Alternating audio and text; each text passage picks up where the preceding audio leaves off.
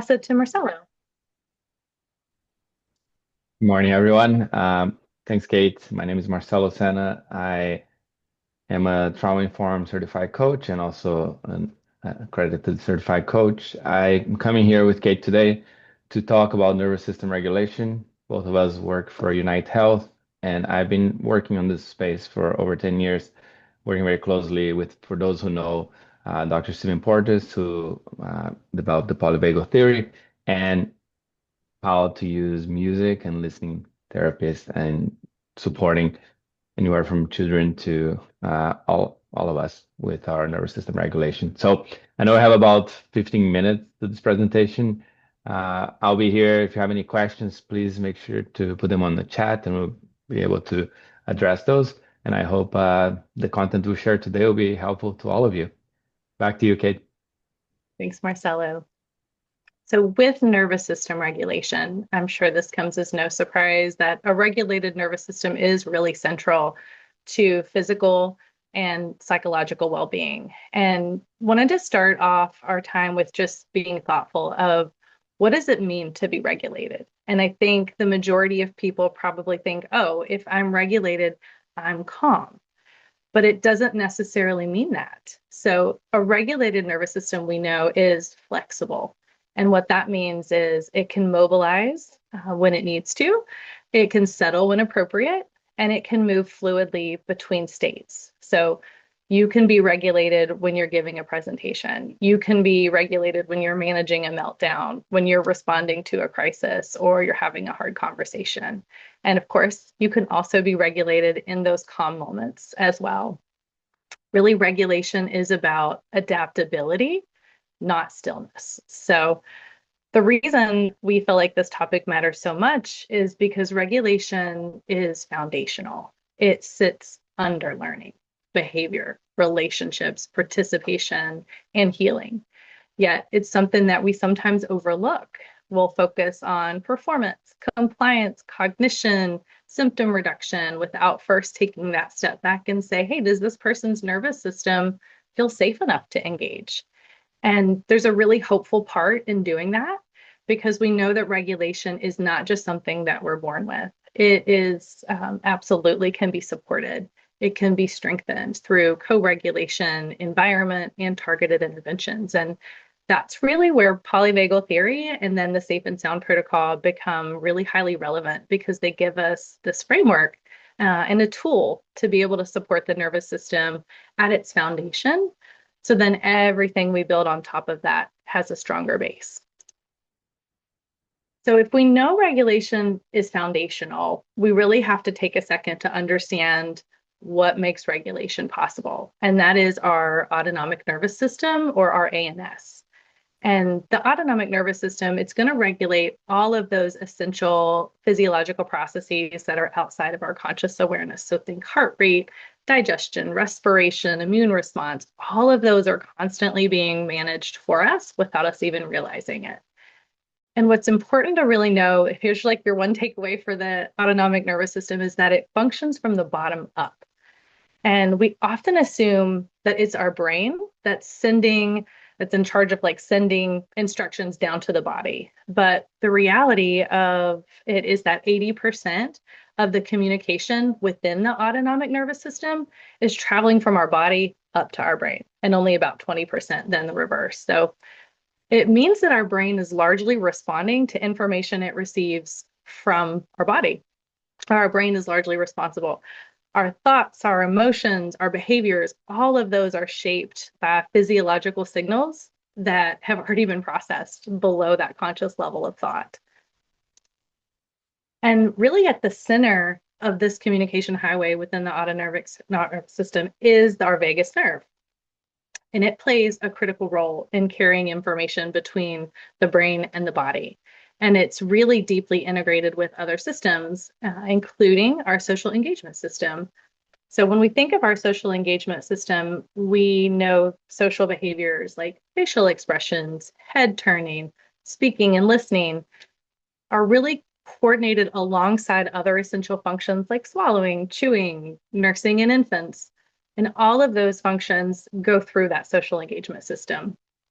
So When you look at the social engagement system and the vagus nerve through the lens of polyvagal theory, the social engagement system is evolved to enhance that ability to communicate, to collaborate, to build trusting relationships with others from that neurological foundation of safety.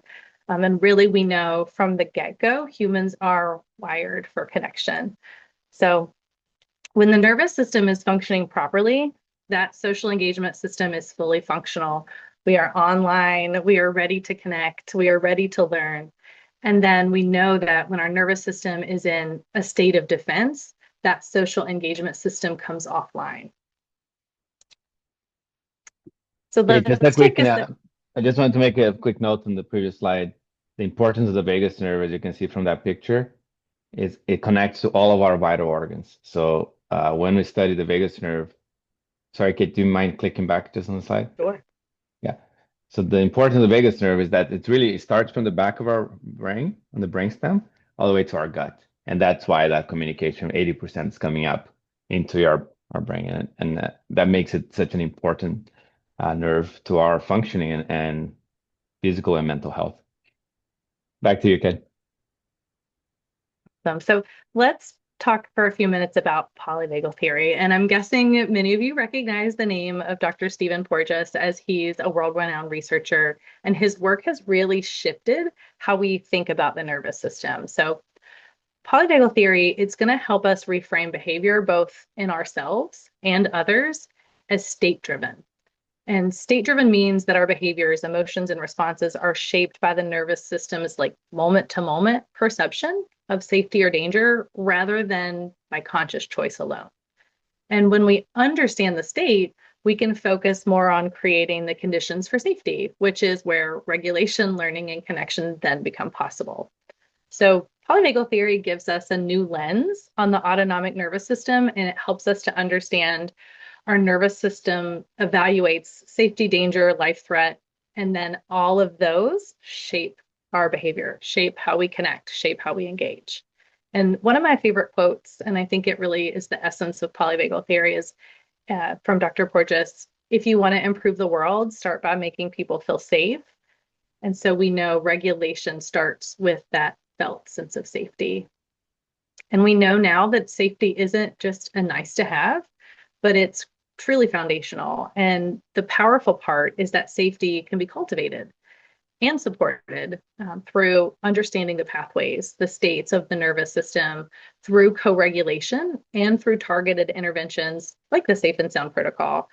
And we can really help people move towards states where learning, connection, and growth are then possible. So, like, if I'm explaining polyvagal theory in like a sentence to someone, I really like the thought of it gives us or invites us to be able to meet people and ourselves really where we are neurologically, and then support a pathway towards regulation from that. So before we jump into the Safe and Sound, let's talk for a moment. Why do we use sound? Why is listening therapy a thing? And the answer is really simple, is because listening is built directly into our nervous systems. And sound-based interventions, they don't require cognitive effort. They don't rely on insights or language, and they work beautifully bottom up through our auditory system, which has direct pathways to that autonomic nervous system.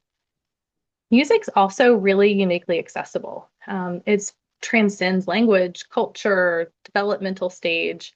And then if you look from a practical lens, interventions, these listening therapies are low risk, they're non-invasive, and they're very easy to integrate alongside other therapies. So when we think about supporting regulation, whether that's in pediatrics, young adult, in treating trauma, anything like that, we're really targeting the auditory pathway because it makes sense biologically. And that's really where the Safe and Sound protocol comes in. So the Safe and Sound protocol, or SSP as a lot of people call it, was developed by Dr. Porges as an evidence-based listening therapy and really a practical application of polyvagal theory.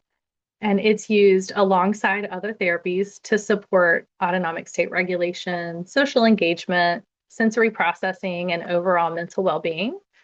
And then in clinical trials, the Safe and Sound protocol has shown really powerful outcomes across like the 4 key domains that you see.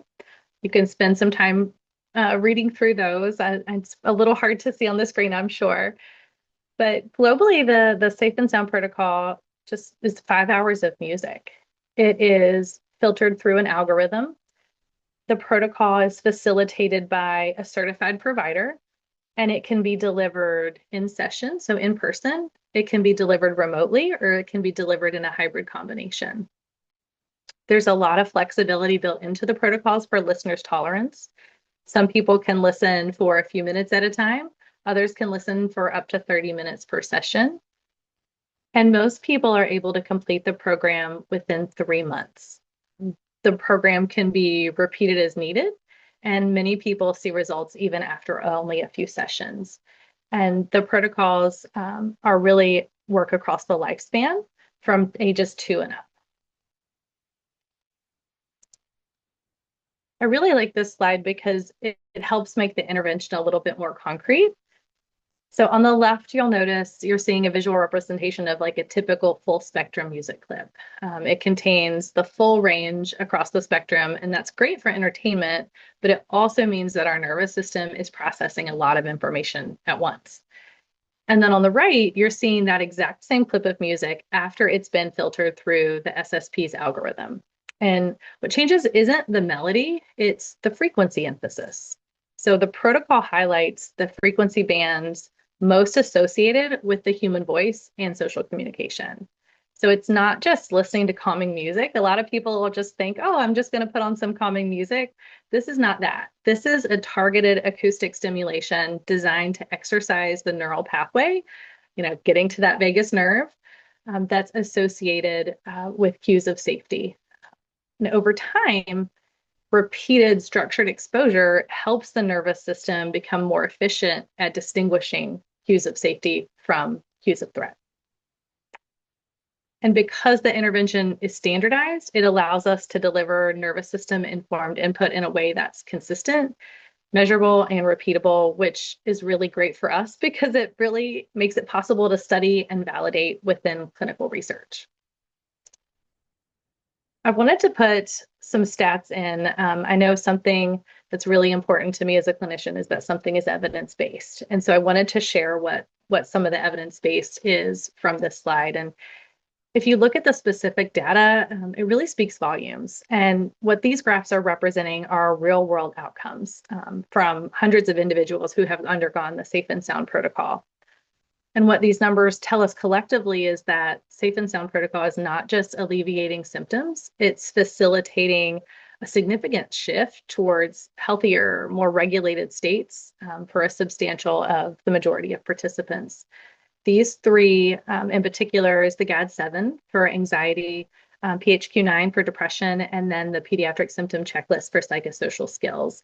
And you'll see in all three, we have a large portion of people that showed improvement, and then also a large portion of people that moved from clinical significance to an insignificant rate, which is really exciting.